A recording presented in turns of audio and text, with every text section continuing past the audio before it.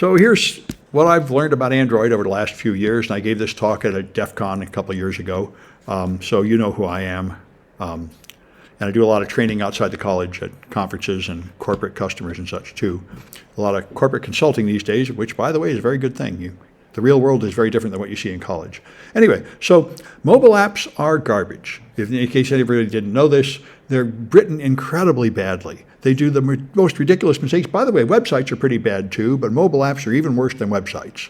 Both of them have the OWASP makes a top 10 mobile flaws and a top 10 website flaws, and all of them are pretty horrible. And it's shocking that so many people make websites and mobile apps that break those. And by the way, APIs are bad too. And that's why we all are in this class getting jobs. That's why they need so many security engineers. Many coders that went to class and got good degrees in coding write crap because they don't teach them any security in coding classes typically. And so they just copy what they had in textbooks and homework assignments, and they don't understand the security consequences. This is a huge problem. That's why now I'm working for a bank to train their coders to make less mistakes, because they said, we're paying like $50 million a year in consultants to fix the errors our coders make. So putting them through some training to hopefully be a little more aware of security and make less of the obvious mistakes would save us a ton of money. So I'm teaching that class now, and we'll see if it actually saves some money. But anyway, it's a very good thing to do. But this is a new thing. Very few people have thought of this at all yet. So anyway, the result is you just have bad things. And when I did reverse engineering of hundreds of Android apps, I found there were really like 3 or 4 categories. They all seem to be done by 3 or 4 shops using standard tools, and the standard tools are just wrong. They make ridiculous mistakes, so all the apps have similar flaws. And iOS apps are just as bad as Android apps, but the underlying operating system adds a layer of security. iOS itself is more secure, I think, than Android. So the consequences of a flaw in iOS are less. For example, one common flaw is storing sensitive data like passwords in plain text on the phone. And I reported that on Android and asked people to patch it, but I didn't report it in iOS because there's actually no easy way to dump the storage on iOS that I could find. So in fact, storing plain text data locally, which is a bad idea, is not that much of a risk because it's mighty hard to get it off the iOS. And so that's defense in depth. You have layers of defense, and sometimes one compensates for the other. And in this whole field, my impression, I'm not sure I've heard other people say this, but this is my impression, is the problem is management is not technical. But it is inevitable, by the way, is you move into management, you move away from the technical world, and you spend all your time in meetings and making pricing schedules and stuff, and you're no longer up to date with the very latest technology. But apparently they're insecure about it. And so when the technical people give them complicated blah, blah, they just sort of don't question it. And yet you should ask simple questions that only management would think. Did you encrypt the stuff? Where did you put it? Where did you put the key? How do you know a bad guy can't find the key? These are questions that do not need to have baffling, complicated technical answers. These are simple, common sense questions, and they are not being asked. Apps are making mistakes that a simple management overview would stop. So here's the OWASP mobile top 10. Improper platform usage is where they just don't use the facilities that are right there. For example, we'll talk about it later. If you wanted to store a password on a phone, in the first place, that's a bad idea. But in the second place, if you really want to do it, both Android and iOS have a secure vault to put secrets in, which encrypts it pretty well and would protect it pretty well if you'd use it, and people just don't use it. They just don't use the features that are there. Insecure data storage, like I'm saying, putting something private in a place where it can be stolen. Insecure communication, sending plain text secrets over the internet, or using improper HTTPS that doesn't encrypt them correctly is quite common. And authentication is a huge problem. Also in APIs and apps. In an API, you have something like Facebook that gets requests from a mobile client or website, and you have many different requests. And what people often do is they forget to check the authentication on every request. So the main request, where you send an email to Gmail, they remember to make sure you logged in correctly, but there's some other request not used very often that was added as an overthought, and they forgot to check your authentication. So you can do something that you're not really supposed to be allowed to do. And the same thing happens here. There's internal, for example, intents in Android. You can send signals from one app to another, or from one part of an app to another, from an app to the OS, and that comes in like a web request, like an API request, and often those are not properly authenticated. So, and not enough cryptography, or inappropriate cryptography. I'll talk a lot more about that later. And not checking for authorization. That's probably the best thing I was just describing. This insecure authentication is where you don't even make sure you know who people are. And just poor code quality, kind of a general thing. And code tampering, which is the one I found almost every important Android app is vulnerable to. You can make fake apps, and I recently heard of a real attack doing that, putting up a fake app and tricking people into using a fake app. When I told companies years ago that was a problem, they mostly seemed to not care. Oh, that wouldn't happen. Dude, it totally happens.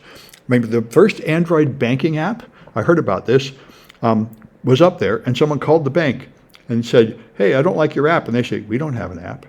Because they don't verify anything at Google. You can just send something up, sign it like Bank of America or Citibank, and you don't prove it with like a receipt or some kind of certificate or something. You can just claim to be somebody. They'll just put it in the store. That happened to me. I found the Spirit Airlines app, and it was crappy, so I contacted them, and they said, we don't have an app. And I said, oh, yes, you do.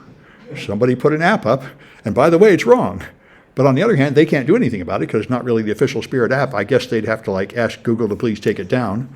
Anyway, and reverse engineering is what we're going to do a lot of in this class. One thing that many developers obviously do not understand is that if you write a code in C or C++ and you compile it, you create this compiled object code, which is pretty hard to reverse engineer. Now, there are tools, and if you want to learn them, we'll do it in the malware analysis class here, 126, that comes here tomorrow, but it's relatively difficult. But Android apps are not compiled that way. They're written in Java, and Java doesn't compile down to object code. It compiles down to bytecode, which is very close to the original Java. So you still have the strings, the names of the methods, and you can just read it like Java. So when you put an app in the App Store, you're giving away your source code as if you'd put it on GitHub, and obviously many developers do not understand this. So you can just read the code and modify the code, and you're doing it in a high-level language, which is only a little bit harder than Java, not at all as hard as writing assembly code. So anyway, and then of course, extra functionality. This is a huge one. There's one thing I complained a lot of apps. If you open an app, they'll have like, go tweet about us, go to our Facebook page, go to this partner page, and when you go there, instead of opening it in the default web browser, it opens inside the app. So this is something, I don't understand this, and if somebody figures out, let me know. Why do I have 100 apps on my phone? Why aren't they just websites and everything just in the browser, like the web? Why do you need an app for every store? App for Chipotle's, app for the college, app for Safeway, app for everything. Why does everything have to be an app? Why isn't it just a website? Yeah. The app asks for all the information. Yeah, this was Caitlin's explanation. The app is like harvesting your data. But the website harvests data too. But anyway, maybe that's all just so they can spy on you, yeah?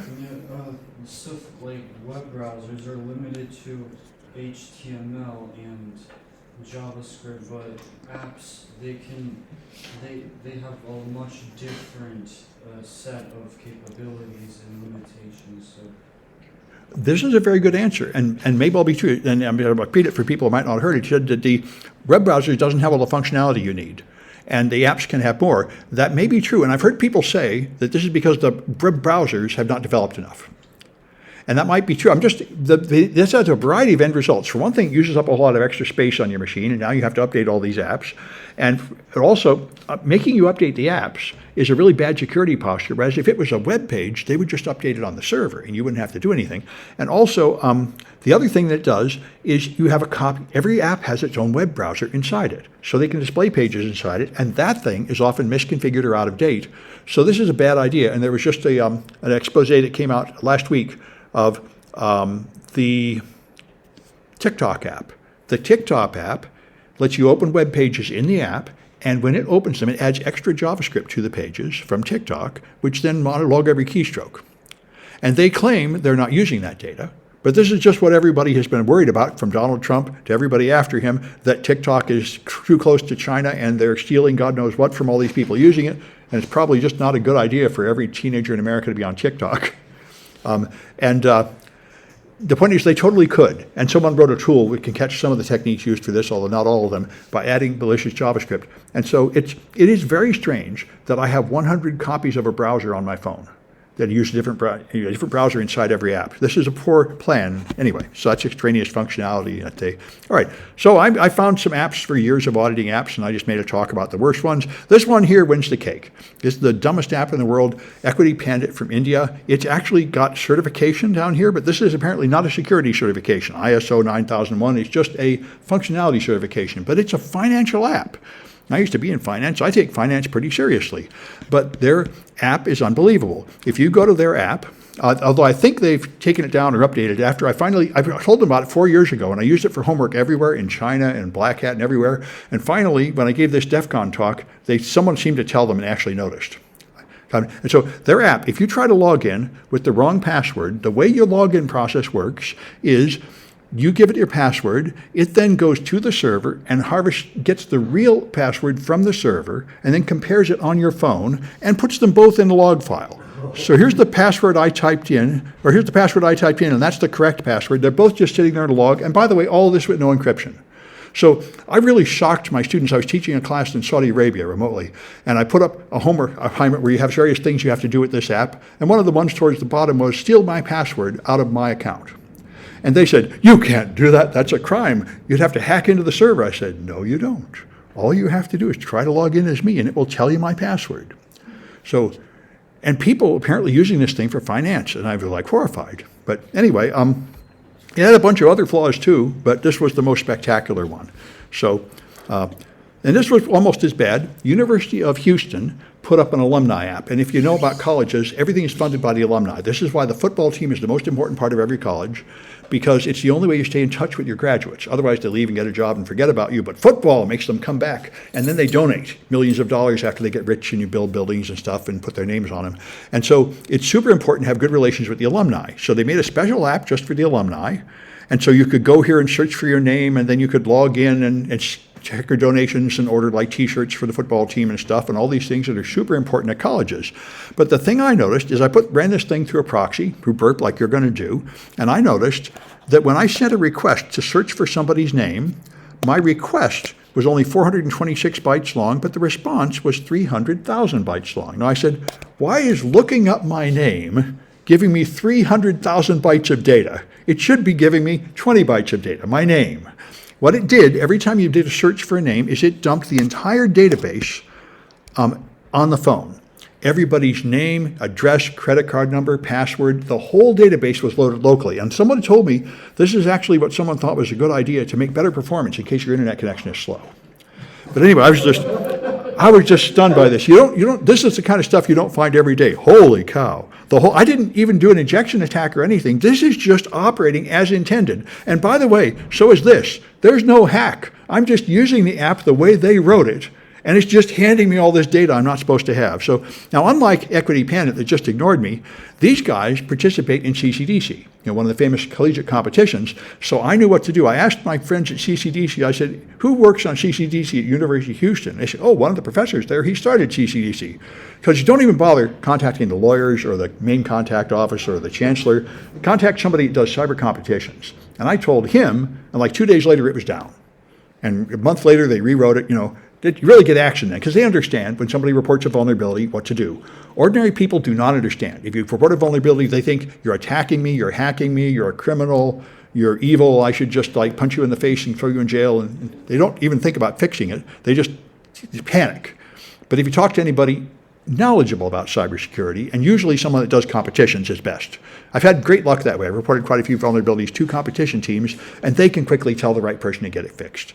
Whereas if you enter the bureaucracy of a company or college without that, you end up being accused of stuff and sued, and nothing gets fixed. All right, so anyway, Android apps, there are a lot of them. I went through the top 10 banks, insurance companies, and stockbrokers about 2014, 2015, and they were all vulnerable to code modification. Nobody obfuscated their code or protected it with a signature or anything. By the way, one group that did was, I think, the NFL. The NFL had an app where you could buy T-shirts. One of the football teams, I'm not sure which one, and people had an article exposing its flaws, so they upgraded it, and it's a really good app now. If you modify the app, you turn it on, the first thing it says is, you must update this app before you can use it. You can't do anything. It won't let a fake app run. But all these banks will let a fake app run. For all these, I wrote a fake app, and it would cheerfully interact with the server. And so I found that as a flaw. Like I say, now that's up to number 8 in the WASP top 10. And some of them are special, like Chase gets honorable mention because they actually fixed the problem 4 months after I told them. The rest of the people all pretty much ignored me. However, now some of them actually hired me as a consultant to help train their programmers. I think that's not because of this. It's because they haven't noticed I'm the same guy. But anyway, at least like 6-7 years later, some of them are actually doing something about it. So that's the point. You can very easily download an app, extract the code, and then modify it, recompile it, and make a modified app that looks exactly the same except whatever changes you made. And the changes I typically made was to send your password into the log where it can easily be stolen. Just a very easy modification as a proof of concept. In principle, you could do anything. You could change all the 2 account numbers on the transaction to a different account number, or anything. The sky's the limit.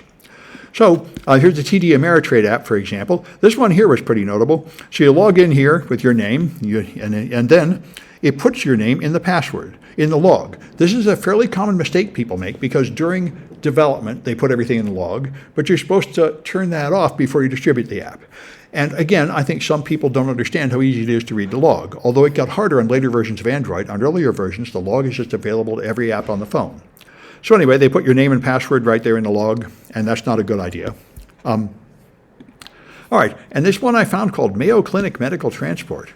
A pretty important company, but this app doesn't really seem to do much. All this app is like a handbook of like first aid. But for some reason, it's password protected. So I guess they just don't feel like everybody should be able to read their AMT are supposed to use this. And so it's written with a password. And of course, I wondered how the password worked. And all you have to do is download the app from the phone, which we're going to do here in the project. Use this tool called Android Debug Bridge. And you can just find an app. You can list all the packages and find it. Then you find the path. Every app is stored on the phone in its own folder. The original app is there. The original APK file, which is a zipped copy of the app, is always stored on your phone, and then there's a working copy, unzipped. So you can just pull the original APK of every app off your phone. With the pull command, ADB pull, you pull it down, and you'll have this app, which is, 2 megs. Might be 20 megs. Guess it's 22 megs. Then you just unpack it with APK tool. Is a great tool for this. This will unpack it and let you read turn it into Smalley, which is essentially Java. And when you look at the configuration file, it just has the password right there. There's a variable called secret password, followed by the value of the password. And now you can get in the app. So this is, one of those elementary coding mistakes, disclosing a secret in the source code. And of course, the developer apparently doesn't know that he's distributing the source code with the app. Yeah. Can they encrypt the source code? Can they correct it? Can they encrypt it? Yes, you can encrypt it, and that's one thing you could do is you could store an encrypted version of the password. A much better thing to do would be to store the password like on a server somewhere where you have to get it after proving authorization or something. Yeah, that's right. Encrypting it would be a step forward. Good. All right. So I told this developer, by the way, and he just got mad at me and said, stop sending me this spam, because he had a whole line of apps and they all had horrible flaws. So when people are kind enough to tell me to buzz off, then they volunteer to be homework. There's been homework assignments for years because there's no secret to keep anymore. So I use mostly real apps in the homework projects. All right. So anyway, then FTC had a lawsuit settlement for this other app problem we're going to see a lot in these apps. A lot of them have broken HTTPS, where when HTTPS, when you go to a server, you're supposed to send, first you open a port, 443, then you send an HTTPS client packet up, and it sends you a server packet back, and you negotiate an encryption technique. Then it sends you a public key, so you can use public key encryption. And the thing about public key encryption is you can encrypt data with the public key, and nobody can decrypt it, not even you. Nobody but the right server. Then you send it to the server, and they're the only people on earth that can decrypt it, because they have the private key that matches that public key. This is the awesome technique of public key encryption. The problem is, you could make a fake server pretending to be Gmail and send you the wrong public key. To prevent that, you're supposed to verify a chain of trust. They essentially send you a certificate, and you check that the certificate is actually signed by an intermediate company and signed by another, and then signed by a root, and that root is hard-coded in your browser. So you verify the chain, and now you know that that certificate is genuine. The problem is a lot of apps do not do that. They simply skip the verification pass. And this, I think, is again because they want to test the app, and they want to test it on like a self-signed page or something. So they turn off certificate validation while they're testing it, and then they forget to turn it back on when they distribute the app. But a lot of apps are out there, like 5 or 10% of them, that do not verify their certificate. And that means anybody can put up a fake server with a fake certificate and steal the data. And that's what happened here. And this was actually, FTC actually sued 2 companies for doing this, for using broken HTTPS. Was considered, they said this is the FTC. I used to work under contract the FTC. The FTC is pretty simple. You can't lie. if you promise to do something and then you don't do it, the FTC will get on your case. And they had some generic boilerplate statement like, we handle customer data with appropriate security measures to protect your privacy. And the FTC said, no, you don't. This practice does not meet that generic statement, and they got punished and ordered to knock it off. So anyway, I thought that might motivate some people I report this to fix it, but not that much. Anyway, so then there's passwords. This is the big thing, and how to change my career a bit. So so if you go to a website, you can log in, and you can check a box saying, remember me. And on phones, everything does that anyway, because they don't want to make you type in your password many times on the phone, so everything remembers you. So then how does it remember you? It has to store some kind of representation of the fact that you've logged in. So how does it work? Well, let's look at Target. Target actually does it correctly. This is Target Australia, their Android app. And so you go in here, you can make an account, you can log in. And when you log in, you send up a request, and your request has a username and a password, and it's sent over HTTPS, which is okay, so it's encrypted and everything, so that's the way it should be. So I send up a username and a password. The server compares it on the server, not on the phone, to decide if it's correct, and then it sends me a session cookie, which is just this long random string of letters. This is the right way to do it. You send me a session cookie that doesn't mean anything, and I can remember that cookie, and when I present that to the server knows that who I am. But this is what you should do, and this is what most web apps do. For some ungodly reason, it is not what most Android apps do. What they do is this, what Staples does. You log into Staples, and what they do to remember you is it stores your password on the phone. I have no idea why they do this. I'm guessing perhaps they already had a website that people go in with web browsers on desktop machines, and this was the way they could make the phone appear to log in from a desktop browser in the easiest way. But the desktop login should have had a remember me functionality with a cookie, but they just don't use it for the Android apps. An enormous number of them do this. So they encrypt the password and try to store the encrypted password on the phone. This is a bad practice right now. You shouldn't be storing any version of the password on the phone at all. However, if it's good encryption, it might not be that bad, but it's not good encryption.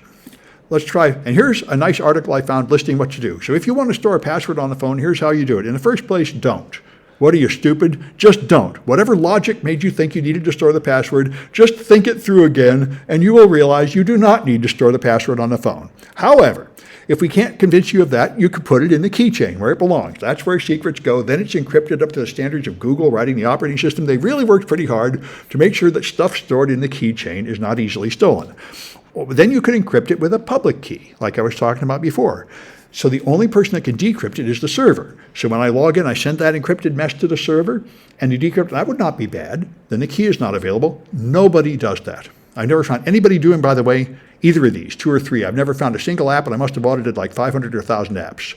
What they all do is number 4 or number 5. They just store it unencrypted. This is pretty popular. But even more popular is this. You encrypt it with a private key, and then you try to hide the private key on the phone.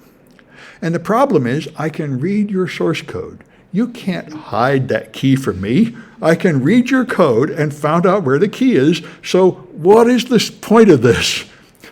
And that's what most apps do, is method 4. So I became rather incensed when I discovered this. So here's what Staples does. If you can find out the quality of their encryption, one cool test is to make a password that starts with 32 identical letters. This will test for electronic codebook mode of password storage. This because everything these days is encrypted with AES, and it has 16-byte block size. So I have 2 identical blocks of data, followed by some more data. So here's the encrypted password, which is base 64. And if you reverse the base 64, to make it readable, you'll notice that the first 16 bytes and the second 16 bytes are identical. So this is the first 16 A's being encrypted, and this is the next 16 A's being encrypted, and this is the leftover stuff. So this tells me they're using electronic codebook mode, which is not the best encryption mode to use. But anyway, now I can read the Smalley code. So the Smalley code is obfuscated with this free product from Google called Pro Tool, which is completely useless. All it does is it takes the names of some variables and methods and replaces them with letters. But it doesn't change very many of them, so you can still read it. So here I see encrypted password. The text it's going to print is right there. So even though they change, so here's the username, here's the encrypted password being referred to as a string, and here it is calling another method as a string, and I can follow that and see the method. And here's the method that encrypts the password. It takes the brand of the phone, the device, the model, the serial number, and the name of the package, the name of the app, and it uses that to make the encryption key. So here, it's extra salt. It's standard, then generic. Here's the name of the device. Here's the name of the app, unknown app.staples, and so on. It takes all that string, runs it through SHA-1, and takes the first 128 bits of the SHA-1, and that's the AES key. So you can just totally rewrite their encryption and decryption in Python. And you can test it, by the way. Now I can see if that's the right key. If I encrypt AAA with that key, I get this same thing, 13.1FB2, exactly the same 16 bytes like I saw before. So I now know their algorithm, and I know the key. So all I have to do is write a simple Python code, and I can just decrypt and steal the phone off there. So I notified them, and they said they were going to fix it, but they didn't fix it. So 4 months later, they became homework. And I used it for homework. Then I made videos showing how to steal I gave students homework of stealing my credit card number out of my Staples account and stuff like that. And then they actually had a lawyer send me a letter and say, "You're violating the terms of service." And I said, "Terms of service? I never looked at that." When you open the terms of service page in the app, it starts with H1 screaming letters. "You do not reverse engineer this app. Stop it. No, you're not allowed to." And I called my lawyer. You need a lawyer in this business. And he said, "They can't say that. That is fair use. You are allowed to examine an app and see if it's safe." So anyway, I didn't take these videos down, and they didn't manage to throw me in jail or anything. But anyway, so I notified them, but then I was going to give a talk in Washington, D.C. to a SANS or ISC squared meeting before like of legislators. And I was going to demonstrate it, and it failed on stage there. I said, they fixed it before that. They do this. This happened to people that cracked the Google CAPTCHA a few years ago. Just before they were going to give a big talk, they fixed it right before the talk. So right before the talk, they changed it so it does root detection, which, by the way, is a really, really, really lame fix. Now, I never bothered to check to see if they did any more, but this is probably all they did. In fact, my original test used the Jenny motion, which is rooted. Now, you could do this without using a rooted phone. There's various ways, but anyway, so that does stop the exact precise attack I sent them, and this is what you generally get when you patch the vulnerability report. This is what you get. Technically, they patch the vulnerability. Usually, this is why very often someone reports a vulnerability, they patch it, and like 2 days later they say, "Oops, it's still broken," because when you get back to the original researcher, usually they've done this, and there's an obvious way to go around their patch. But anyway, they did something, which is nice. All right, and then a bunch of them have plain text password storage, like McDonald's and Ace Hardware. The password is just sitting there on the phone. A bunch of them use plain text login, sending your password with no encryption at all over the internet. That's not as common as it used to be, but you'll still find it. You can see it in the BERT proxy. It's just posting data to 7-Eleven with HTTP, not HTTPS, and there's your password just sitting there, so that's unprofessional.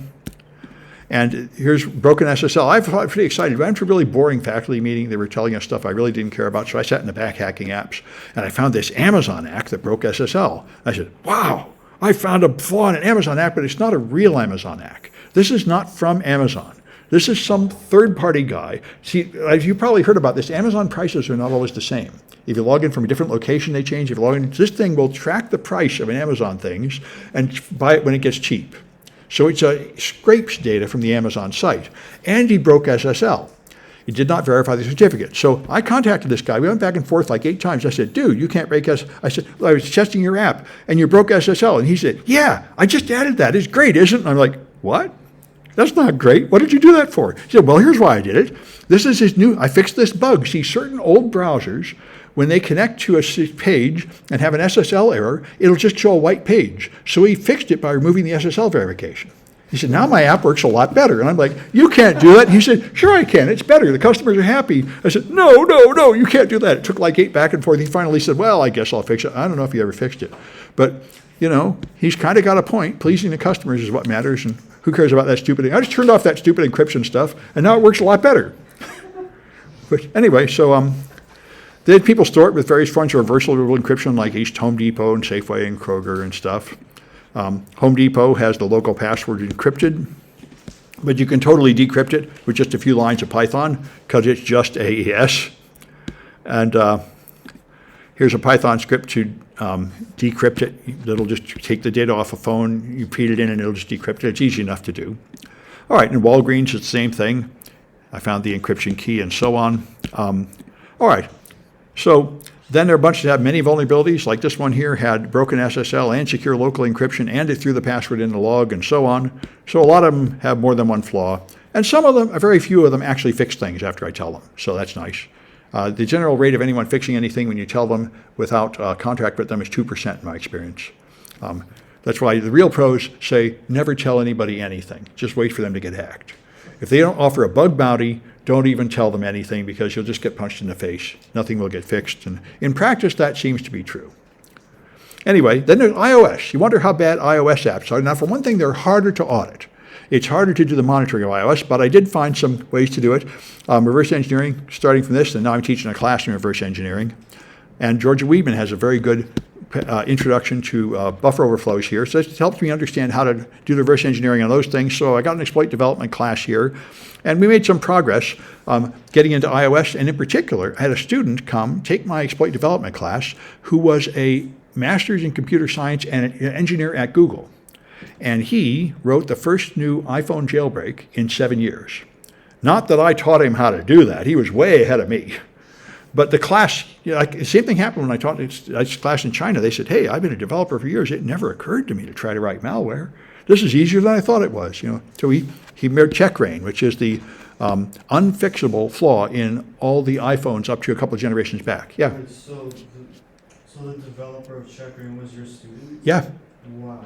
I know, and he's way ahead of me, of course. But he likes I taught him fundamentals of exploit development. He'd only done forward development. And he said, oh, you can do reverse engineering? And well, yeah. After you learn all the tools, he went and got $5,000 and he bought $10,000. He bought the professional copy of VITA Pro. He could sit there, you can read the iOS, and he spent like weeks hunting through it and reverse engineered their patch. And he found a flaw in the boot ROM that cannot be fixed without replacing the hardware that can jailbreak a whole bunch of the phones up to like iPhone 10 or 11 or something like that. Yeah. Anyway, then I thought it was pretty funny. Blue Cross stored passwords indirectly. Here's something I learned about Blue Cross Blue Shield. They're just a bunch, it's just like a club. Every individual group writes their own stuff. They're not organized at all. So a bunch of them are insecure.